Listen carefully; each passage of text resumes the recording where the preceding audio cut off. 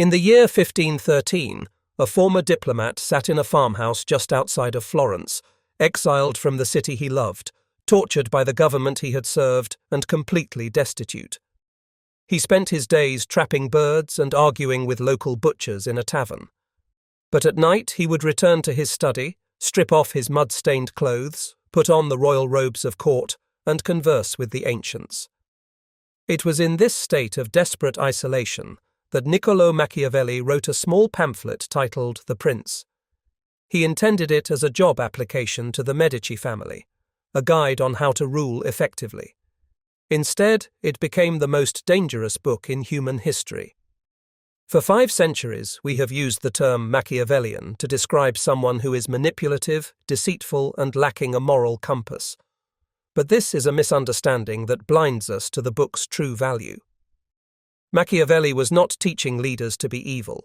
He was teaching them to be effective.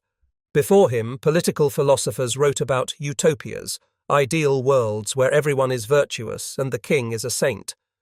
Machiavelli looked at the world and saw it for what it actually was, a brutal, chaotic place where the strong eat the weak. He introduced the world to the psychology of Realpolitik. He argued that if a leader tries to be good in a world where most people are not good, he will inevitably be destroyed. The first lesson of the psychology of power is the death of idealism. To navigate high-stakes environments, whether in politics or modern business, you must stop wishing people were better and start anticipating that they will act in their own self-interest. You must base your strategy on the reality of human nature, not the fantasy of it. This brings us to his most famous metaphor for the psychological duality required for leadership: the fox and the lion. Machiavelli wrote, "A prince must be a fox to recognize traps and a lion to frighten wolves." This is a profound statement on adaptability. Most people have a single setting. Some people are naturally aggressive and dominant. They are lions. They try to solve every problem with force, volume, and intimidation. Others are naturally subtle and diplomatic. They are foxes. They try to solve problems with negotiation and cunning. Machiavelli argues that sticking to one identity is a death sentence. If you are only a lion, you will step into a trap you didn't see. If you are only a fox, you will be eaten by the wolves who don't respect your intellect. The master strategist must be fluid. This concept challenges our modern obsession with authenticity. We are told to be ourselves. Machiavelli suggests that yourself is a limitation. To hold power, you must be an actor. You must be able to wear the mask of the lion when you need to enforce a boundary, and wear the mask of the fox when you need to uncover a deception. This is not about being fake, it is about having a full toolkit. The psychological burden of power is the constant requirement to suppress your natural impulses and act in the way the situation demands. You do not get the luxury of a fixed personality. This leads to the question that has haunted leaders for centuries. Is it better to be loved or feared? The modern democratic answer is loved. We want our leaders to be relatable, kind, and approachable. Machiavelli destroys this notion with cold logic. He argues that while it is ideal to be both, if you must choose, it is much safer to be feared. Why? Because love is a voluntary emotion. It is held together by a chain of obligation that men will break the moment it serves their self-interest. If people only follow you because they like you, they will betray you the moment things get hard. Fear, however, is not voluntary. Fear is a primal biological reaction. The dread of punishment is a bond that never fails. This is a dark truth, but it is a psychological reality in competitive hierarchies. If you are a manager who is desperate to be friends with your employees, you lose the leverage to correct them when they fail. You become a hostage to their approval.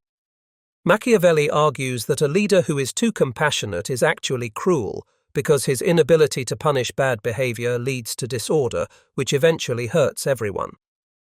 Conversely, a leader who is occasionally cruel, who makes an example of a traitor or fires an incompetent employee immediately, is actually merciful because he restores order and protects the group.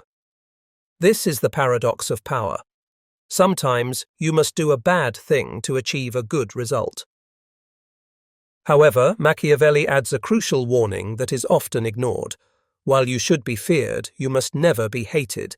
This is a subtle but vital psychological distinction. Fear implies respect and consequence. Hatred implies anger and a desire for revenge. To avoid being hated, Machiavelli advises that a leader must keep his hands off his subjects' property and their women. He famously wrote, "Men forget the death of their father sooner than the loss of their patrimony." This reveals a cynical but accurate insight into human psychology. People can forgive violence if it is impersonal and necessary, but they will never forgive financial loss. The motivationairy application of this is in the concept of economy of enemies. Do not create enemies unnecessarily. If you must strike, do it swiftly and totally so that there is no chance for retaliation. But do not be a bully. Do not be cruel for the sake of pleasure. The successful Machiavellian is not a sadist, he is a surgeon. He cuts only what needs to be cut to save the patient. Why does this matter to us today? We are not ruling city-states in Renaissance Italy.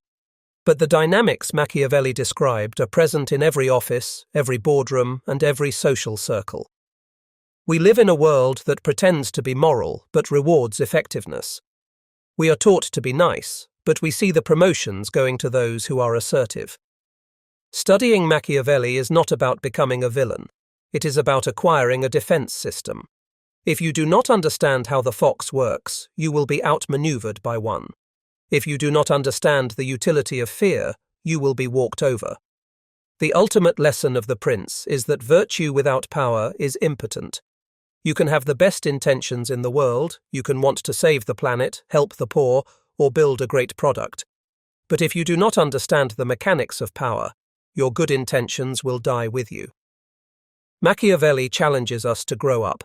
He asks us to look at the world with clear eyes, to accept the darker parts of human nature, and to have the courage to do what is necessary, not just what is nice. In a world of wolves, being a harmless sheep is not a virtue. It is a temptation to the beast. Be the lion, be the fox, and walk with your eyes open.